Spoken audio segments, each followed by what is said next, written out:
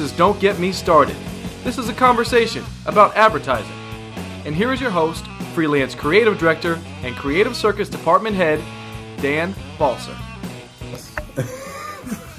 Yes, welcome back to another episode of the podcast. I have returned to BBDO, New York City, and I'm looking out the window at a stream of yellow taxis as we look northbound on Avenue of the Americas, and I can see the beautiful budding pollen-bearing trees of South Central Park out the window. Very yellow out here this week. Very yellow out here. Oh, those aren't actually yellow taxis. Those are just regular white cars covered in pollen. And we're in the office of the shared office of Peter Kain and Gianfranco Arena. And before we start the conversation, this is a bit of a reunion, and it's a thrill for me. I start a lot of these conversations off talking about the thrill for me to be able to reunite with my alumni. And this is older than that.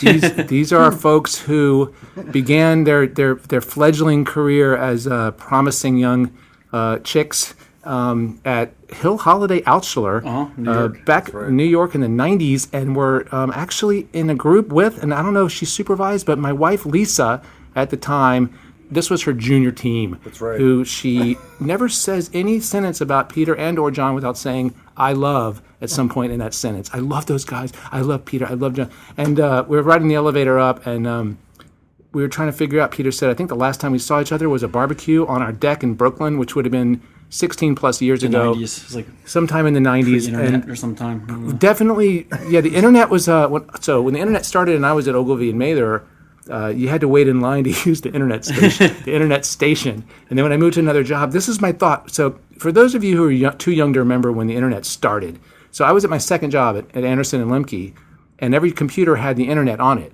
And I'm like, oh my God, man, these guys are idiots. No one's going to do any work. Right? We can just sit here and shop for T-shirts from breweries. True, yeah, kind of true, right? So the quickest route to understand the team that I'm talking to, they're executive creative directors now, and they are famous for the great, I consider it great, Snickers, You're Not Yourself When You're Hungry work that was a Super Bowl commercial with Abe Vigoda, I think was the launch of that campaign. Yep. Really insightful and funny. If you go and look at their work, you will definitely laugh. I saw a FedEx spot last night that just had, let me say, so this is another thing about Lisa, all right? So she does an independent study now, and there's a student in there that's like an upper quarter copywriter who came up to me and she said, I said, so how did it go with Lisa? And she's like, well, there are two kinds of people. There are the people who laugh at funny things, and there are people who nod and say, that's funny.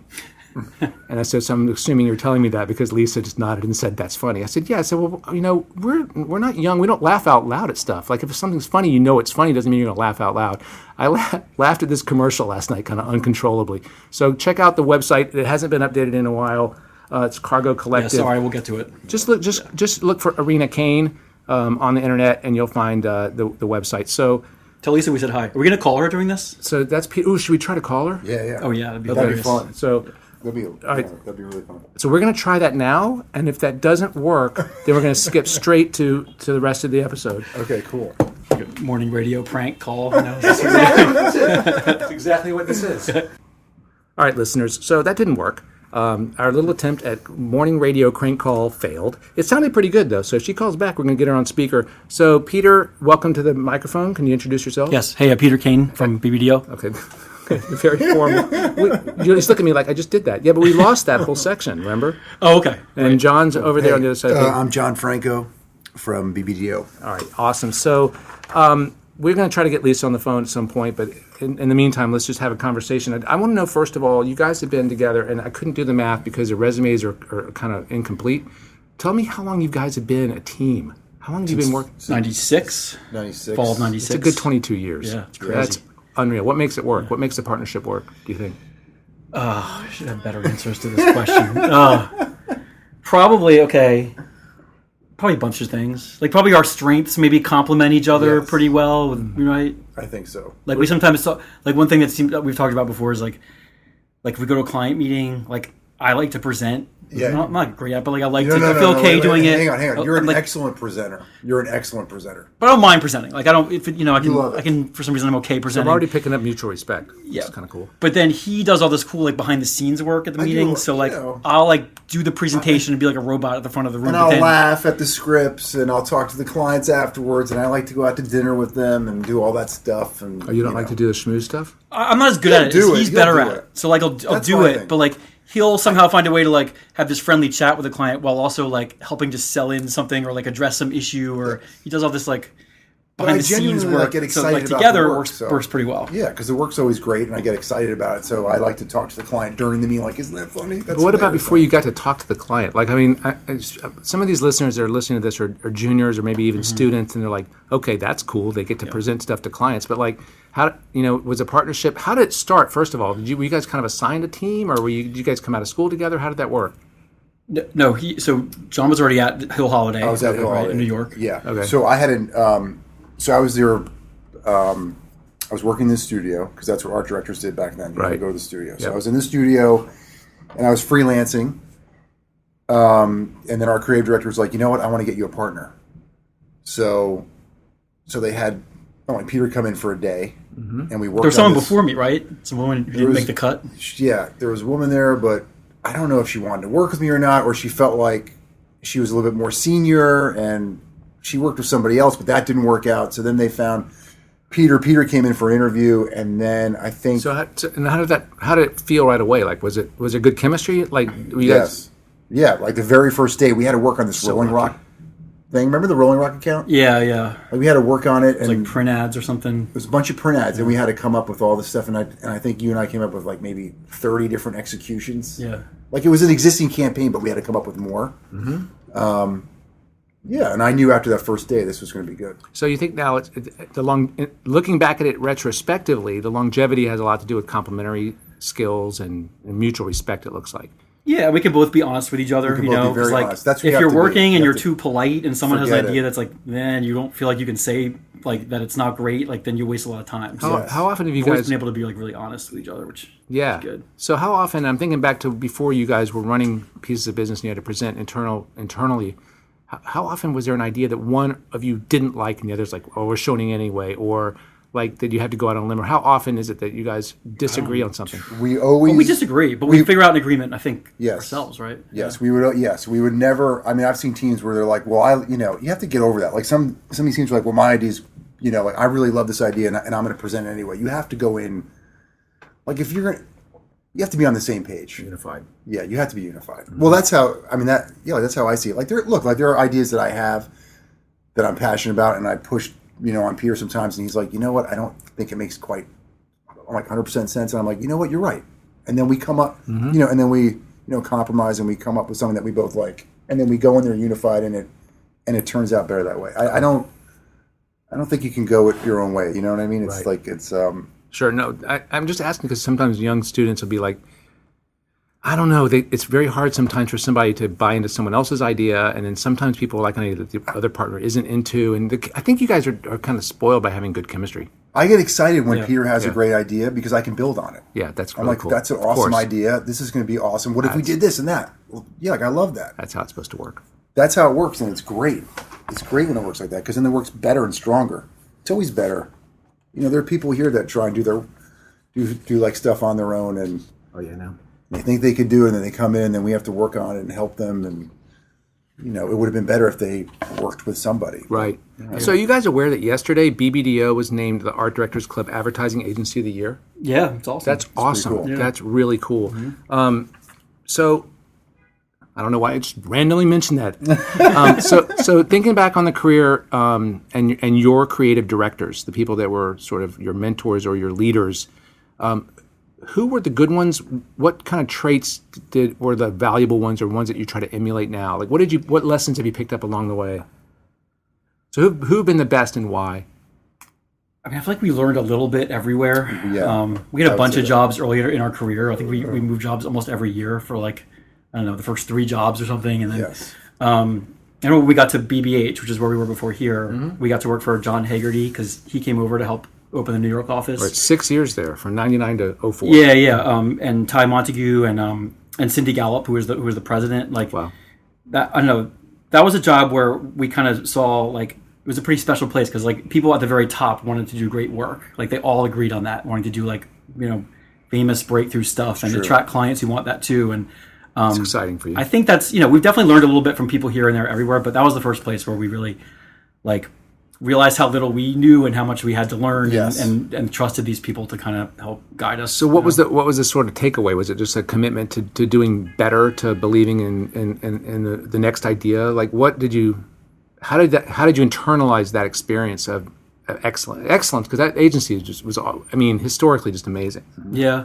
I think Hagerty was good at teaching us different ways of thinking. Like I remember, like, when I came out of Syracuse, I had this teacher who was a really good writer in New York in the 70s. He's great. But that's guy Kaz Katias. He's at VCU now. Mm-hmm. But he, like, basically, he's like, I don't have much time to teach all you people. I'm just going to teach you, like, the one thing I know how to do well that I can teach you quickly, which is how to try to, like, think conceptually and write headlines in that kind of, like, old school, in your face New York style, like those like old Purdue. It's almost like my chickens eat better than you, like those kinds of ads, or Like Sal DeVito. like Sal DeVito ads. It's Like, totally like that. like- It's really great, but yeah. I feel like that was like one kind of way, at least maybe the only way, like, I knew how to, like, think at the time. And then I don't know. I know when we got to BBH, like, Hagerty sort of wasn't very familiar with all the work from BBH London from all the years he was there, but, like, the stuff he introduced us to was That's a lot. Yeah. it was different. Like all these amazing Levi's Like spots storytelling, and- a lot of storytelling, very visual, but, cinematic, yeah, like really, smart, ideas, like bigger ideas, right? yeah. Have you evolved as a writer? Have you sort of, do you go back to that well, or do you try to mix it up? I'm not sure. I think Because, like, for me, we both agree on, like, that it helps to kind of start with, when you start with a brief, to come up with ideas that are, like, take small steps that are logical, kind of, and come up with ideas that, even if when you start taking leaps, like, they're always grounded in some Well, truth. that's the thing. Like, See, so well, try to never really stray from that. That's the thing that makes the FedEx work so amazing. That the rock band in the hotel. I mean, listeners, you've got to go check out this commercial. I mean, I'm going to butcher it in description, but there's. It has nothing to do with anything until you understand how it all has everything to do with what you're selling. And there's something beautiful about the work that you find this insight, and then that's when you find the insight, you find the idea, you find the spot. That's when the work starts to flesh out the details, those moments. That's entertainment. And the beautiful thing about your guys' work that I want people to strive for, because I have to watch commercials, is to not give up and stop the work when you have an idea, because what makes those things entertaining is the little details, the makeup, the little one-liners, right. everything in that spot. And I'm not going to give it away. I want you guys to go look at it because it's really good. That was the thing. At least I feel like it took me a while to learn too. Is the amount of work you have to put in after you sell an idea in. Gosh, that's when it really begins. Yeah, my creative soulmate partner that I worked with in New York says that, like, the marathon starting gun is when the idea is sold. Yeah. And especially on television. You're right. I didn't know that. Like, I used to think that, like, when was done, and we were then- done, and, like, the actors will magically say these hilarious lines that weren't on the page, No. and it'll all come together. And, like, we learned the hard way that So- doesn't oh my happen. And, gosh. Doesn't even happen like that on radio. yeah, It's- you no. need to, like, over prepare for everything. So speaking of that sort of thing, how often does your idea that you guys have when you're concepting, in this room you have an idea, how often does that exist as a spot? How often percentage-wise do you think it gets better through that process, or how often do you think sometimes it just kind of it falls off the rails and just it ends up in a gully?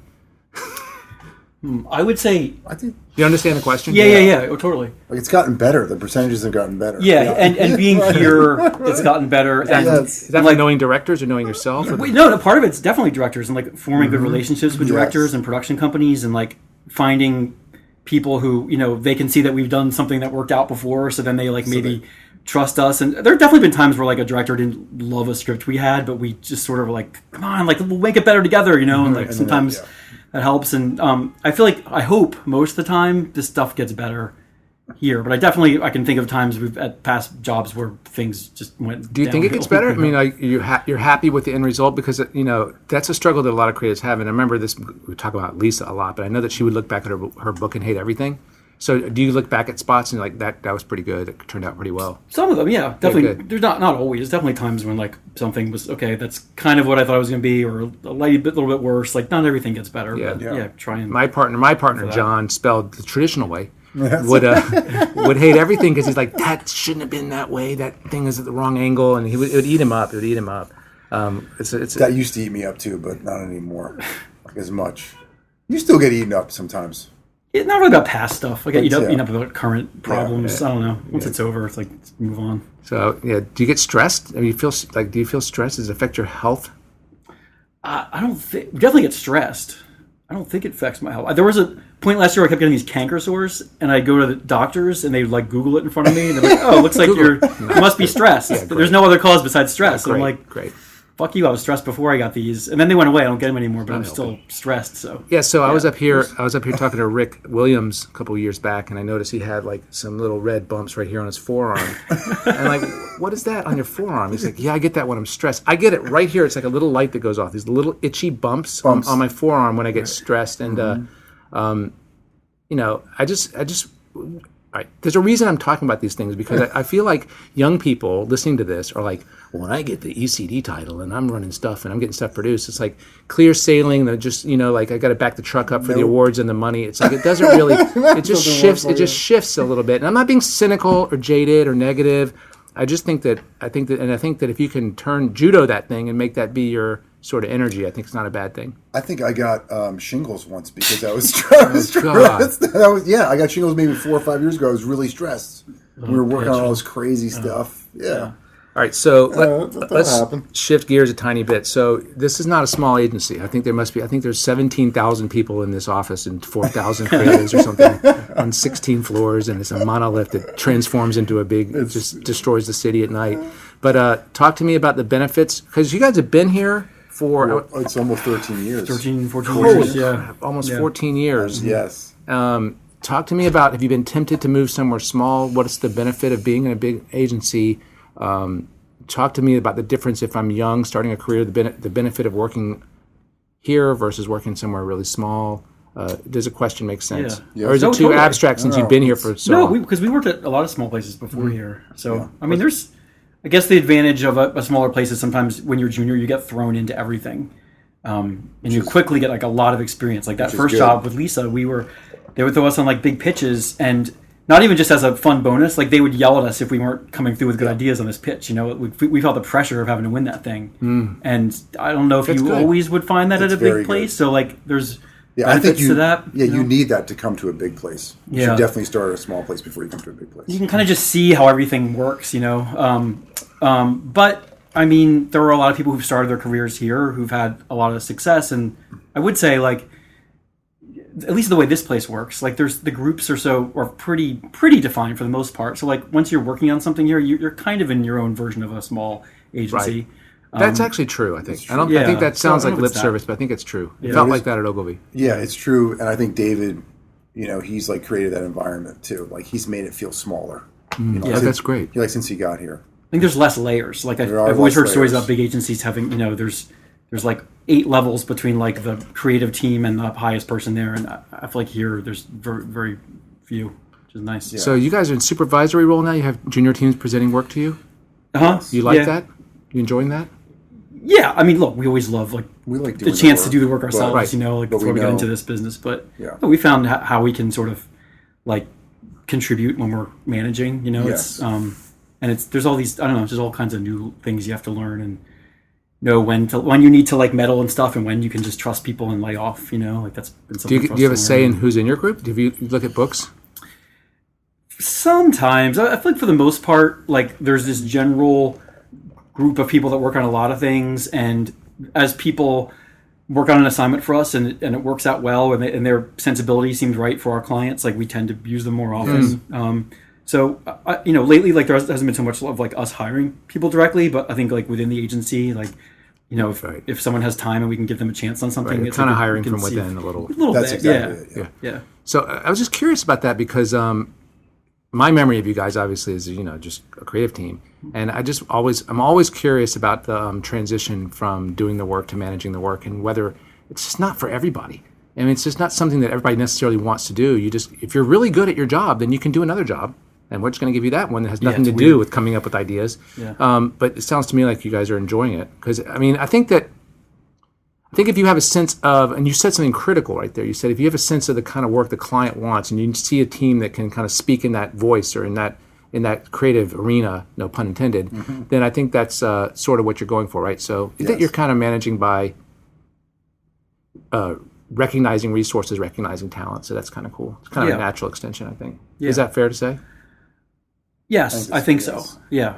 But I also think like some of what we have to do for clients now is it's like such a weird broad range of ideas, especially for like Snickers. Like they did this thing called the Hunger Rhythm in New Zealand last year, which was like awesome. It was all about cool, the hunger what? The Hunger Rhythm it was called. Okay. It was this sort of algorithm that would measure the mood of the internet and then price Snickers accordingly cheap if the world was angry that day. Really it was smart. like that's like the Droga Puma index that Jesse Jariga. Oh, is that do you remember that? I don't know. So there's a guy that went to the circus named Jesse Jariga. He's a creative director now at Google, but he was at Droga. He did for Puma. It was these models online that would dress or take their clothes off with the stock market going up and down. Oh wow! And it was like tied to it. It's sort of like cool. it's like the real world connecting really cool. to a brand thing. And it would show like Puma clothes and stuff like that. And Yeah. I don't remember if like a weaker stock market made them take more off or if it's stronger stock. I don't remember, but okay. So anyway, I interrupted you. So but anyway, so like that kind of idea, that's not like what you call comedy necessarily, right? But like so. Yes, there are certain teams that can write in a voice where like they know how to write ideas that are funny to a mass audience and maybe slightly edgy, which is like this general Snickers tone. But people who can come up with the next version of the Hunger Rhythm, like we need those kinds of minds too. So it's not just like one type of creative that's cool. that works. Yeah. What's been the most fun you guys have had? Let's just say at BBDO. What's been the moment where you just sat back and said, "Yeah, that's pretty awesome." You like shoots, right? I get all stressed out with shoots. I love shoots. I do too. Yeah. I love shoots. So John likes I love shoots. to produce. Yeah, like once we sell an idea, that's where I really, I get into that. I love that a lot. I love, doing the casting and picking out, who's going to direct it and editing and like my favorite project I think was that Brady Bunch spot that we did because that was fun. That took 7 months to figure out how to do. Like, we had to, do like mouth replacements and all this. All this business with mouth replacement. So it was nuts. Wait, so so the parents are not using existing dialogue? No, we had. Oh my god, we wrote that whole thing. That's insane. Yeah, that was much bigger. We had to replace the mouth, and then we had to find voiceovers that matched and everything. That's and then ridiculous. We had to blend the film together, so we built the set. Well, obviously that part we could pick up on, but like the vocals, like that didn't exist. Oh my god. So it was this big production, and that was my favorite part. Like giant puzzle. I loved it. It came out really, really. I like what it was done. Thank it God, was scary in the process. Yeah, you were a little bit more like, oh my gosh, is it going to happen? I was like, yeah, don't worry about it. It's going to happen. But that's what I love. So, as a creative director, I can help others, figure out those things. Yeah, that's pretty cool. But that's my favorite part. I love going on shoots. I still love that a lot. You can say something? And you hate edits, right? No, it's fine. It's when I see a little but stressed, he's really good at editing. But he's really good in the edit. He's really good in the edit. Well, he's good at all. It's all fun. Like, come on, this is better than a normal job. It's all fun for the most part. These are like shades of difference. You guys are kind of answering a question I've been asking a lot of seniors on the podcast, which is like, what personal trait of yours do you think has been the most valuable for you so far in your career? John, what do you think that is for you? What is it about you that makes you successful, helps you be successful? I don't. I just I try to put things in perspective. Like, this is a fun job and everything, but I have 4 kids and there's a lot of other stuff going on, and but I just just gotta like step back for a second. And are you good at that, or are you just talking yourself into it right now? I've gotten better at it. Okay. I've gotten better at what? it. Yeah. Would you say? Yeah, no, he's totally good. He's good at it. Okay. Yeah. So that's what yeah. Well, also when you get to be a little seasoned, you can manage. You're more efficient. Exactly. You're better now, faster. Yeah, like remember, like it would take us like 3 weeks to do like a print ad, and now we can do one like in a. Well, okay, we write a headline less than 20 words. Pull that right out of my like. I love those. I love those 20-word headlines. But it's not that it took you an hour to write it. It took you like 20 years? Yeah, and an hour to write it. So what do you think?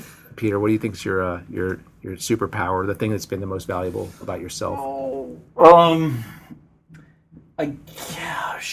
Maybe. He's looking out the window. Yeah, I know. Staring at the traffic. He has many superpowers. Looks like a river. No, I guess like There's many superpowers. I don't know. I think I'd say this about both of us. I think we're pretty good at like persevering. Like it's just like we. Yeah.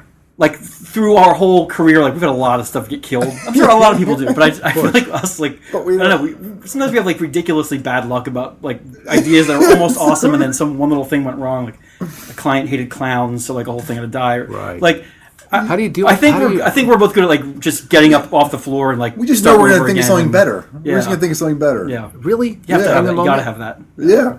That's- It's like, okay, that's it's fine. impressive. All right, that kind of sucked, but we're going to think of something better. Yeah. So have you had stuff that's produced and ready to run that was killed, or you had stuff that's basically killed that you loved? Yeah, we did. Yeah, We were on a shoot, and they stopped it mid-shoot. Remember that? It was that Diet Mountain Dew stuff. We shot. Didn't we shoot one, and then they were going to go shoot the other one, and they killed it? Yeah. Like during the middle of That's happened. There was a team that graduated from school that had a mayhem spot for Allstate that was for the Super Bowl. It was like an epic spot about mayhem has existed since Eve took a bite out of that forbidden fruit, and it was like I love that mayhem. It's a really good campaign. it was produced and never ran. It was killed because the client got cold feet. I mean, this is a spot that was like done. I guess It's done. I think Yeah, they put it online, but like it didn't get to happen. we had the like Axe campaign. Yeah. That was really good, and they were too afraid to run it. Yeah. And we shot it. It was a tractor back in the day. It was really good. Yeah, you just have to be ready to like It's okay. put it aside and Yeah. start over. You know. I mean, you should care about your work, but sooner or later you just gotta let it go and just Right. move on. So if you guys have a new junior team that you're bringing in on a project, what's the best way for them to endear themselves to you? Like, what do you kind of look for? What qualities you're looking for from young talent? I personally, I don't like a lot of complaining, and just work hard. That's all. And I'll work hard with you. That's what we do, right? I just Yeah, it's like quantity is good, quantity is good, especially when you're a junior and you might not have a great sense yet of like what's a smart concept or what's too off or what like that's interesting. just go crazy. That's and true. Yeah. do the best you can, kind of coming up with ideas or directions, even if they're like half ideas. And Yeah, like, You don't be you wanna afraid see to all share that? anything. if we have time, yeah. It doesn't always work out that way, Right. but yeah, Yeah. like it's but I definitely think quantity helps. So you'll. It's funny because I just recorded a conversation with a junior copywriter at Wyden Kennedy, and she said that one of her teachers said you have to always do 7 or some number like 7. And she said she found out now that like creative directors don't want to look at all 7; they just want to look at basically your top 3. But what you said, Some might really not. interesting. I'm sorry to the creative directors who might get Right. on No, board strips now, no, but- because I actually prefer what you said because like you're a creative. When we're creatives, we have an idea sometimes that we don't see. Wait a second, look Yes. at it like this. Exactly. That's the Yeah. good thing. Like you thought of it as this more way. is better. And that's happened to Come in us. with- Like we've shown, when we worked for Greg and Mike, I'm sure we gave them piles of stuff that they And they're didn't like, have "Wait a time to minute, I read," like but this, yeah. They would find little nuggets and things. It's diamond that we weren't shreddies. sure You heard about. the story about shreddies in Canada? I remember it. Yeah. Yeah, so it was this, hilarious. so some junior writer or intern had a pile of ideas in the very bottom. He had this idea of turning the cereal 90 degrees Yeah. to make it like a diamond and call it not shreddies, a special edition diamond shreddies. And the creative director was like, "That's like, not that's- stupid. That's the idea." That's the idea. See, Yeah. Right. yeah, Idiotic that it turned Yeah, out you to be never like know. game changing. yes. Not So taking more is ourselves too better. seriously. Because it's our job to kind of filter it out. That's especially like with a junior. That's our job. Exactly. You bring us a bunch, and we'll go through it. So knowing what, so did you guys know each other at Syracuse? Were you guys both at Syracuse? Did you go to Syracuse, John? I did, but Yeah, I we was know each in other. visual and performing arts, and they didn't really have a great advertising. Okay. So I had an internship over at Kershaw Mountain Bond, like for the for the last semester, but we didn't know each other. The whole thing was ridiculous because I was in Newhouse, so like all dumb. the We should've- people who wanted to be writers were in the one school, and all the We people who wanted to be should've art known directors each were in the other. other, and they didn't interact at all. You guys the same age? I'm were you there at the a same year time? older. I'm 45. Same age.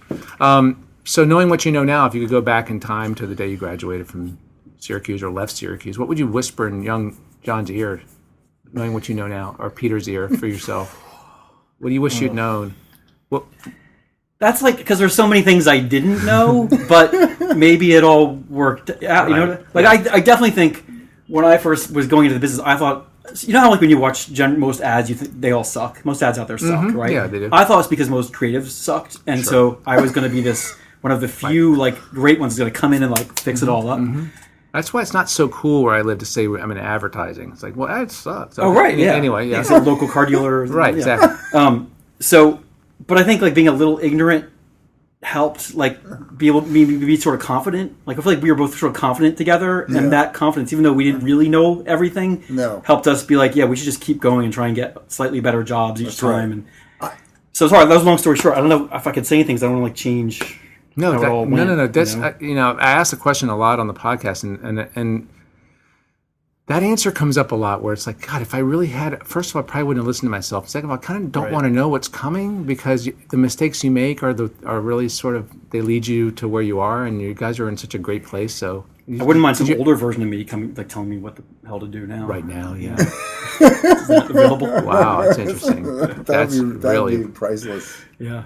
I said this once. I said, like, if humans ever invent time travel, then it already exists. Mm-hmm. Oh wow! Okay. Yeah, that just blew my mind. So did you? That just blew my mind. So did John have an answer about that? About like what do you wish you'd known? It's different because I grew up with my mother who was in advertising, so she was a creative director, and so she kind of. His mom did the Excedrin thing. Yeah, like I have a headache this big. Oh wow! Yeah, So she kind of that's from old school. She kind of like, helped me along the way, so I kind of knew what I was getting into. Mm-hmm. So it wasn't that much of a surprise, and then we would just share war stories. Like that's really cool. That's really cool. Yeah. So I guess what you're saying to young people is like, don't try to figure anything out. No.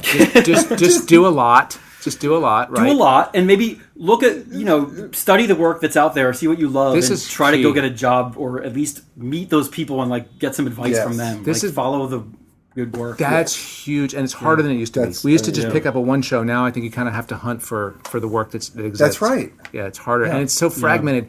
It's a really challenging time, I think, to learn the craft because the craft is so tied to specific. You're talking about this this index tied to like the mood of the internet that's so tied to the Snickers strategy that you can't kind of like learn to play that song on guitar because that's so specific. You know what I'm saying? Like you learn how to play guitar playing someone else's song. No, before. So how do you do something like that? Because it's so baked into the strategy. There's so many different mediums too. It's like before there was just print and TV. Can you imagine if it was like that today? How easy this would be? It's a lot more fun. It's a lot more. But back then, my mom was like, "Oh my god!" Like in the '70s, we got to do one spot a year. I was like, "What?" But the thing that you take out of that, what did you just call it? You said what it was called, the Snickers. The hunger rhythm. So you look at it and say, okay, so what problem was that solving? What was the strategy? And then you say, oh, well, that's a cool invention. So it's just, I think that's the best advice is to know number one, know what's being done so that you're inspired. Number two, follow those people and, reach out to them at some point and start that relationship. I think people don't realize also that like a job is not a job is not a job. Like you guys are succeeding here because you have leadership who believes in the way you think. Mm-hmm. Yeah. And it's true. And obviously your work ethic, but we have a lot of support. I think that's more important than size of the agency. Is like a lot of support. Being in a place where everybody is committed to like doing the kind of work you want to do. That's it. That's more important than whether it's big or small. It's really cool. Any last words? So we can try Lisa. Let's try Lisa. All right. So we tried to reach Lisa earlier in the pod, and she. My father called. That's not Lisa. Oh. Let's see what's going on. See if we can reach Lisa again. Okay, so we just tried Lisa again. So unfortunately, she won't be able to go over the OmniPoint headlines or the Lowe's Miami Beach, Lowe's Miami Beach stuff. Copy. The brochure I don't know if the water should be Azure or teal. Which is more. What's the difference? We're very junior. John would know. Guys, thanks so much for talking. Really appreciate that so much. That's great. Guys, just got to Google the last names to look for the website. In the meantime, if you want to send electronic mail, the shortcut email peter.kain@bbdo.com and johnfranco.arena@bbdo.com. And you can reach me, as always, at danspodcast@mac.com. I will have links. I'll make it easy for you. I'll go ahead and throw the links up on the Facebook page, facebook.com/DGMS podcast. And Balserville.com has pictures in every episode that's ever been recorded and published. You know what? Not every episode that's been recorded, but every episode that's been published. Guys, thanks again so much. It's a time travel reference. Yeah. I'm not sure about that. Listeners, thank you for listening. See you in 2 weeks. Bye.